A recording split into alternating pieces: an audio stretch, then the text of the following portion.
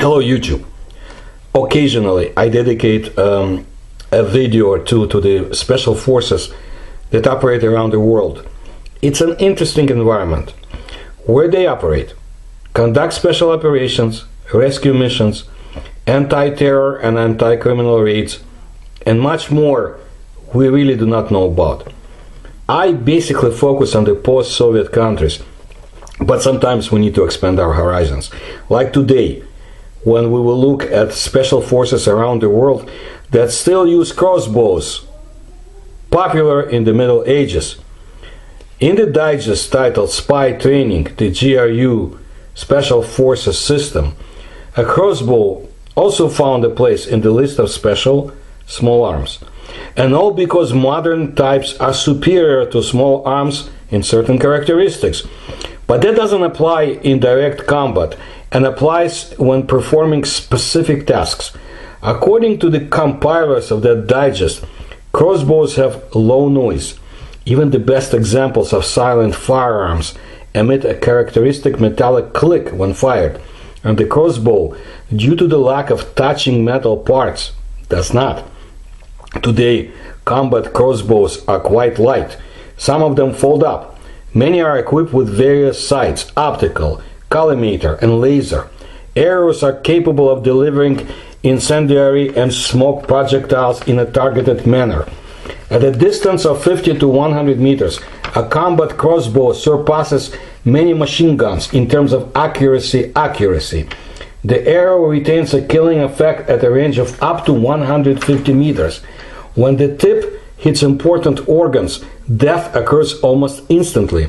In addition, the crossbow is more effective when shooting at a Kevlar bulletproof vest. Of course, an arrow is unlikely to penetrate ceramic plates or steel shields in a bulletproof vest, but it will easily push apart the threads of Kevlar. Namely, Kevlar bulletproof vests are in service with many armies, including the NATO ones. It seems that a silent firearm could force the crossbow to be removed from military service and sent to a museum. But in the conditions of non-standard tasks that special forces have to perform, the crossbow still remains relevant. As before, its advantages include versatility and basically lack of binding to the caliber. So it's not tied to the caliber of the weapon. The crossbow allows the operator to throw various projectiles and devices, from arrows and grenades to radio beacons, incendiary shells, packages with biological or chemical contents. As Volkovsky in Russia wrote in the book Special Operations Forces, I translated the name from Russian, the versatility of the crossbow allows you to use it for the hidden destruction of the enemy, when you cannot attract attention with open fire when firing. It is no coincidence that in exceptional cases the crossbow is used by the fighters of the Brazilian BOP, excuse my pronunciation, but I'll try, the Batalhão de Operações Policiais Especiais, or BOPs. It's a special police unit of the military police of Rio de Janeiro state in Brazil. Due to the nature of crime in favelas, BOP units have extensive experience in urban warfare, as well as progression in confined and restricted environments.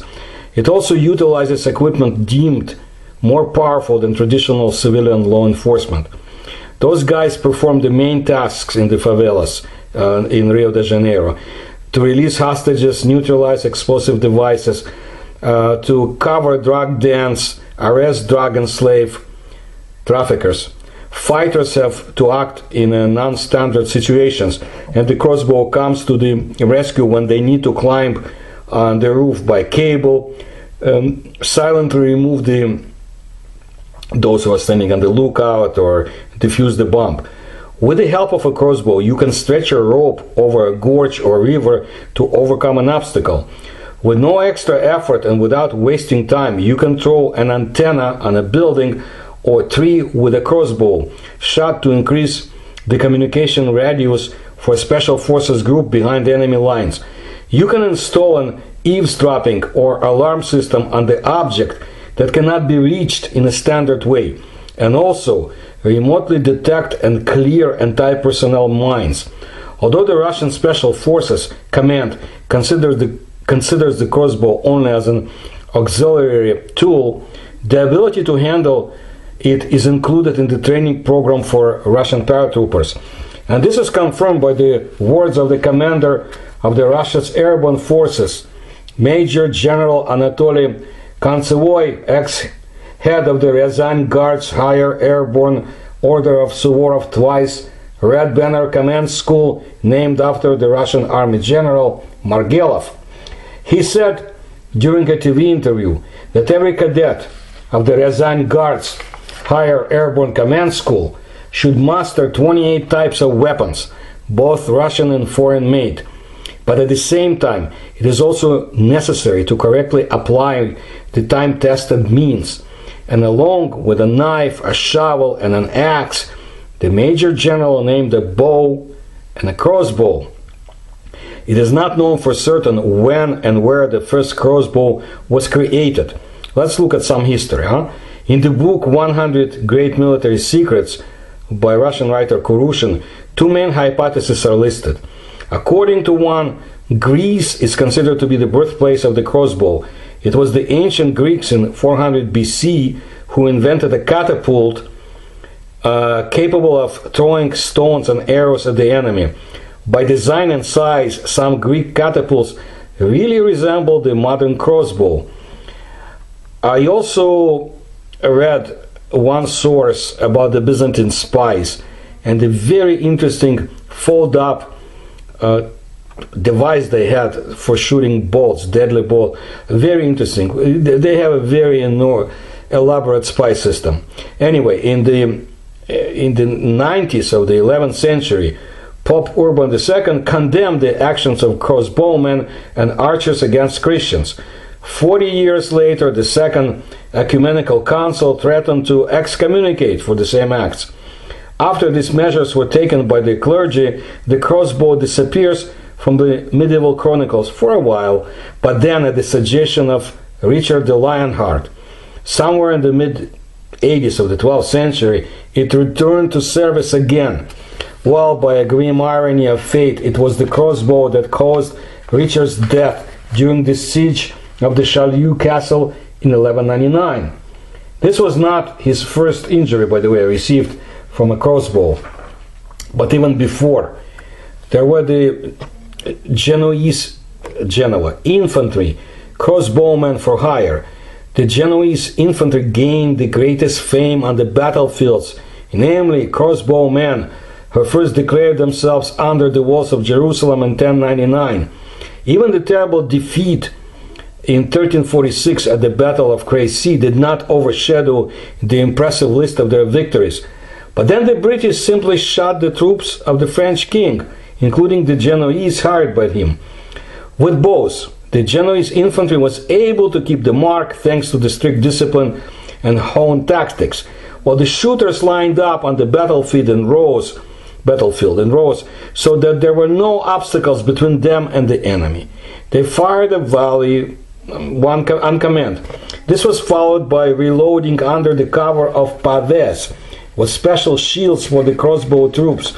It could take up to 1 minute, so often the hands were swapped with the back row, and while the first were charging, the second fired a volley. Interesting. In 1356, Florence, threatened by the invasion of its neighbors, gathered a militia of 4,000 crossbow men. 800 of them lived in the city itself and the rest in the vicinity.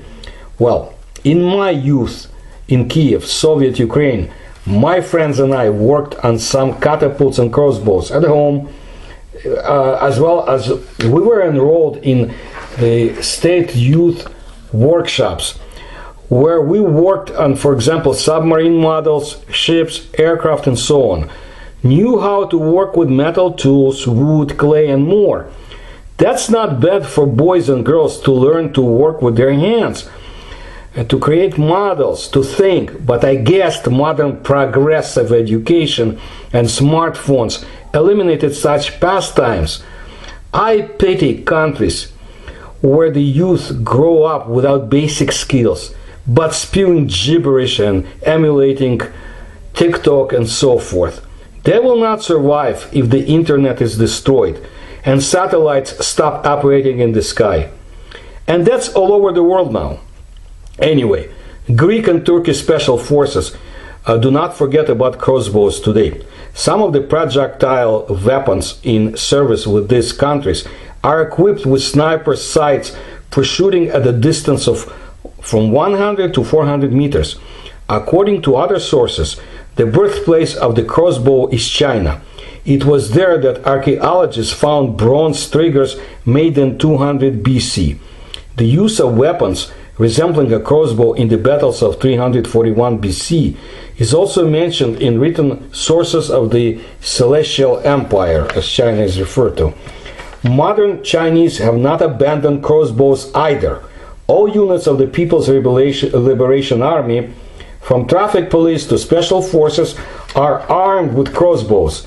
Owning ancestral weapons is considered to be the same mandatory skill as shooting an assault rifle. Well, I want to look at the crossbows in Russia. In Russia, the crossbow was called by the native word samostrel, although perhaps it had a synonym rozhanets from the word horn, horns, raga. It seems like everything is like in the West: infantry, crossbows, wars. Well, everything but not everything. In the Russian military units, due to the abundance of nomadic enemies, there was not such a great number of infantry as was in the West. And since the cavalry fought with the cavalry on the battlefield, when the weapons, then the weapons of the side used the most effective for the rider were needed. The bow is 3 to 4 times faster than a crossbow and more compact, so the choice is obvious. Another thing is not a maneuverable war with nomads, but the siege of fortress cities. That's something else. The crossbow was very useful here. The end of the 12th century, the Nikon Chronicles describes Russian princely feuds and mentions the use of crossbows. The tips of crossbow bolts found in the great city of Novgorod date back to the same time. Similar, and at the same time, were found in the Baltic states, Poland, and even England. So this is no longer a coincidence, but an army. Well, but what the armies were using, and it's direct proof. The crossbow was given to the Russians by Europe, with which relations deteriorated very much at the end of 1700s. That's okay. They deteriorate, then they come up, then deteriorate again, then everything turns around. Anyway, during the 13th century, the Mongols of Genghis Khan army raised the city of Izyaslav, which resisted to the last man. They razed it to the ground. The heroism of its defenders deserves a separate story. I will only say that a skeleton of a warrior was found in the gates of the fortress, who held the enemy's pressure to the last, perhaps standing by himself, dying defending the city. During the excavations of the fortress tower of Izyaslav, the remains of a crossbowman were found. In the last hours of his life, a special hook for pulling a crossbow string hung on the warrior's belt. This was the oldest, I believe, of all that were found in Europe. It seems that no crossbow was presented at any victory parade on the Red Square in Moscow. There are no photos or films of marching Russian crossbowmen on the internet. But with Peruvian forces, yes, there are. Each branch of the infantry division of the Peruvian army is issued 3 crossbows, plus 4 paracord cables 300 meters long each. With the help of such a set, Peruvian fighters lay air roads for the transfer of their squad over the gorge. You can also fasten the cable with a crossbow on the treetops. To perform such tasks in the Russian army, the Filin or Ista-240 line-throwing devices are more often used. A line thrower is a device that casts a line to a remote position. It is used in rescues as well as marine operations. A line thrower may employ a variety of launching methods, including guns, rockets, and pneumatics. The ISTA 240 is ready to throw the cat or hook, not like to the 2-3 meters distance, but 240 meters. While the direction of flight does not matter, both horizontally and vertically, at the right angle, the domestic line throwing device will cope with any direction. The ISTA 240 is capable of performing 3 launches without refueling. Refueling into the throwing container is carried out in a few minutes using a special device. One person can control the line thrower. Well, the way the British SAS soldiers used the crossbow during the storming of the Iranian embassy in London, that's what the whole world saw live. It was many years ago, but I remember it. The operation to eliminate Arab separatists in May of 1980 was broadcast by the BBC. Medieval weapons also came in handy in other special operations. For example, during the Kosovo War, Serbian special forces used bayonet crossbow against the soldiers of the Kosovo Liberation Army. The Brazilian Jungle Combat Tactics Training Center also teaches crossbow shooting. In the summer of 2009, during the riots in Urumqi, China, the police also used crossbows to subdue the protesters. As an excuse, it was said that the formidable medieval weapon is one of the few that can stop a person with explosive without the risk of an explosion and the death and stop the death of a large number of people. Now about India. The Indian Marines until the late 1980s were armed with crossbows, the tips of the arrows of which were treated with cyanide. Crossbows were used as an alternative to the pistol banned in that country. Today, only the special forces of the Indian counterintelligence have such weapons. Well, it is known that the M40 crossbow has been officially adopted by the American special forces and police. I'm citing Russian source, okay? The Green Berets special forces fighters trained to conduct guerrilla warfare and conduct counterterrorism and other operations around the world are also able to handle crossbow. Of course, structurally, a modern crossbow does not differ too much from a medieval crossbow, but the materials used in its manufacture today are completely different. The main material for the crossbow was wood, bone, and metal. The crossbow itself consisted of a wooden bed with a lock and shoulders, which were either wooden with bone overlays to increase strength and elasticity, or steel. Frankly speaking, both the first and the second ones were bad. The wooden arms of the crossbow turned out to be light, cheaper, and faster to produce, but they could withstand no more than 1,000 shots. At the same time, the tension force was proportional to the size of the shoulders. Therefore, the more powerful the crossbow, the larger it was.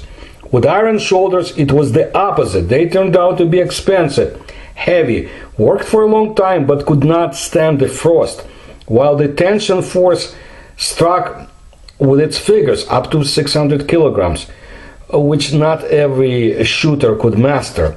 The bowstring was made of linen threads assembled into a single bundle. Only the best of them were selected, after which they were twisted and smeared with a special compound that prevents their stretching and rotting. The alternative was horsehair, which was not inferior in strength to metal, but the price of such a bowstring was exorbitant. For heavy-duty models, the bowstring was woven from bull veins. As for the power of the crossbow of that time, I'll tell you this. I know those who personally saw how they shoot from a crossbow made using medieval technology with steel shoulders. Such a crossbow, a 3mm thick steel sheet punched from 20 paces. The twist chain mail could not withstand even from 100 steps. According to historical data, a powerful crossbow from the 3 steps successfully pierced 9 centimeters of oak plank at 120 steps. It pierced light armor, and at 200 steps, away from it, it easily hit a man behind a leather shield. The average weight of the bolt with which the crossbow was loaded was 150 grams. But in powerful models, this weight reached up to 600 grams. Such a mass allowed the crossbow bolt to maintain a penetration force of up to 400 meters. By the 18th century, they forgot about this weapon at all. It is used only as an exotic hunting device for the rich. Well, during the First World War, the crossbow would be used as a grenade launcher, with which it is quite effective to fire at enemy positions at a distances to, up to half a kilometer. The Second World War showed that combat crossbows are inferior to firearms with silencers in almost all respects. However, this weapon also has something that allows it to occupy a niche quite firmly even in the modern special forces: versatility. Crossbows can shoot at extremely large they can shoot an extremely large range of projectiles. I already mentioned them, but like bolts with rope attached, grenades, incendiary bolts, injection bolts. And this is not an assortment from some computer game. This is real description of what is quite realistic to use, and I'm sure is being used. Well, shoot the enemy quietly so as not to get in the way, since block crossbows are approximately equal in noise level to weapons with a silencer. So it's not for nothing that the special forces of different countries teach crossbow shooting. There is a reason.